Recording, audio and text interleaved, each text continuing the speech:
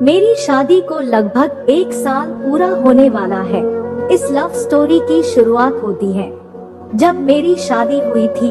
जब मैं पहली बार दूल्हा बनकर ससुराल पहुंचा, तब मैंने थोड़ी देर तक अपनी नजर उठाकर किसी की तरफ भी नहीं देखा। मैं कुर्सी पर बैठा हुआ था और मेरे चारों तरफ कुछ रिश्तेदार बैठे हुए थे। तभी अचानक मेरी नजर मेरे सामने खड़ी एक लड़की पर पड़ती है। वह लड़की मुझे देखकर अंदर ही अंदर हंस रही थी। उस समय में दूल्हा बना हुआ था, इसलिए सोच रहा था कि मेरे कपड़े या ललाट पर लगे हुए टीके में कोई गलती है। तभी मैंने अपने जीजा जी को पास बुलाया और कहा, मेरे कपड़े तथा ललाट पर लगा हुआ टीका सही है या नहीं। तब जीजा जी ने जवाब बोला, सब कुछ ठीक है, एकदम मस्त लग रहे हो। थोड़ी देर बाद जब मैं मंडप के नीचे जाकर बैठा, उसी समय वह लड़की मेरे पीछे आकर बैठ गई। थोड़ी देर चुपचाप बैठने के बाद वह मुझसे छेड़छाड़ करने लग गई। पहली बार ससुराल जाने की वजह से मैं उस लड़की से कुछ भी नहीं कह पा रहा था। काफी देर छेड़छाड़ तथा मजाक करने के बाद मैं उस लड़की से कहता हूँ, अगर आपको मैं अधिक पसंद हूँ तो आप भी मुझसे ही शादी कर लो।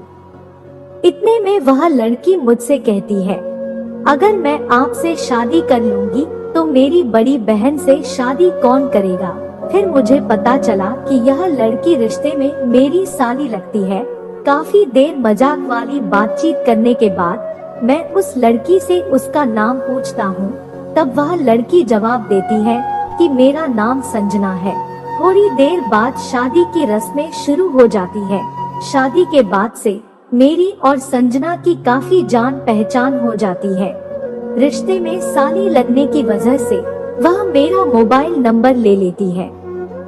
शादी की सारी रस्में पूरी हो जाने के बाद अगले दिन मैं अपनी पत्नी को लेकर अपने घर पहुंच गया। पत्नी के साथ रोमांस करने के लगभग 3 दिन बाद मैं अपनी पत्नी को घर वालों से मिलाने की रस्में पूरी करने के लिए ससुराल ले जाता हूँ। मैं वहां जाकर चुपचाप कमरे के अंदर बैठा हुआ था।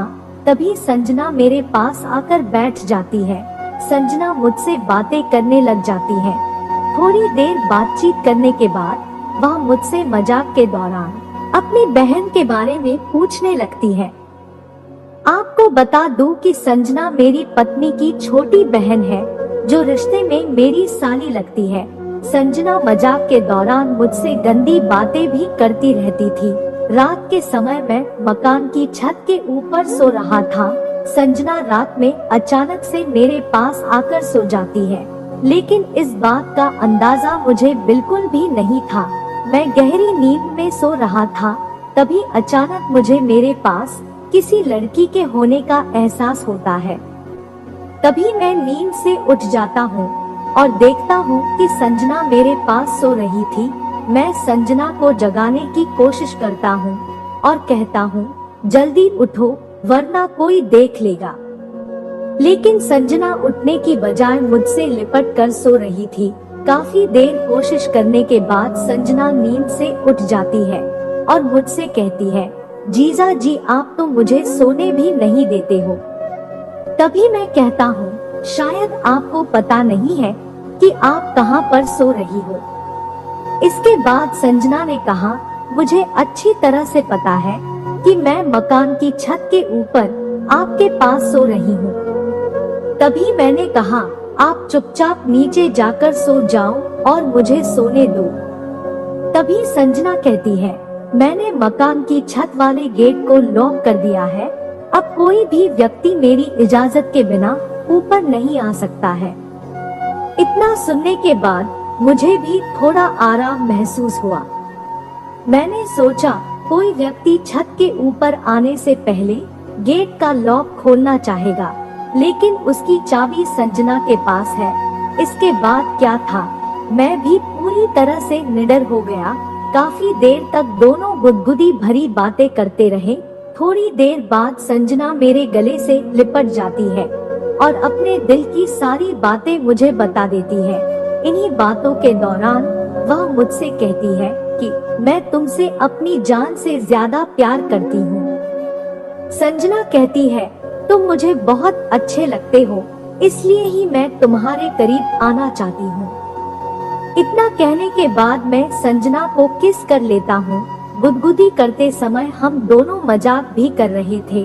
रात के लगभग 1 बज चुके थे। इसके बाद मैंने संजना से कहा, अब मुझे नींद आ रही है, इसलिए तुम भी चुपचाप सो जाओ। संजना कहती है, नहीं, आज रात भर मुझे आपके साथ गुदगुदी भरी बातें करनी है। रात भर बातें करने के बाद मैंने संजना से कहा, सुबह के 5 बज गए हैं, तुम चुपचाप नीचे चली जाओ। इतना कहने के बाद संजना मुझे एक किस करके चुपचाप नीचे चली जाती है। अगले दिन मैं अपनी पत्नी को साथ लेकर अपने घर चला जाता हूँ। मुझे घर जाते हुए देखकर संजना के चेहरे से मुस्कान चली जाती है और वह मुझसे नाराज हो जाती है, क्योंकि मैंने रात के समय संजना को बताया था कि मैं आपके यहाँ 2 दिन रुकने के लिए आया हूँ। लगभग 1 घंटे के बाद मैं अपने घर पहुँच जाता हूँ।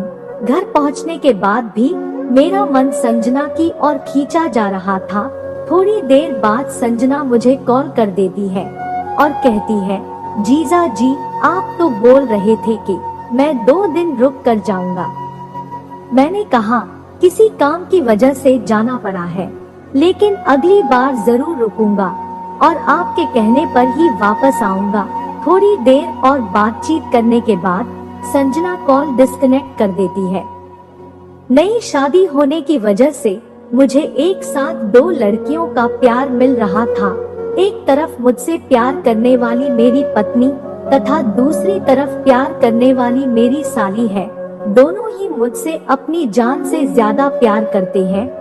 लगभग 2 महीने के बाद में संजना से बात करके अपनी ससुराल पहुंच जाता हूं।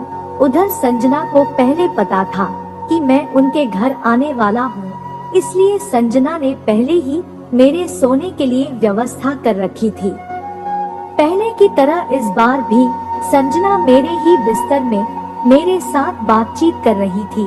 सर्दियों का समय होने की वजह से हम दोनों एक ही कमरे में सो रहे थे।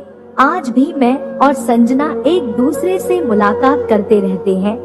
साली होने की वजह से मुझे भी उसके बिना रहा नहीं जाता है और उससे मिलने के लिए किसी भी बहाने से उसके घर पहुंच जाता हूं। आज भी हम दोनों हर महीने में 2 बार मुलाकात जरूर करते हैं।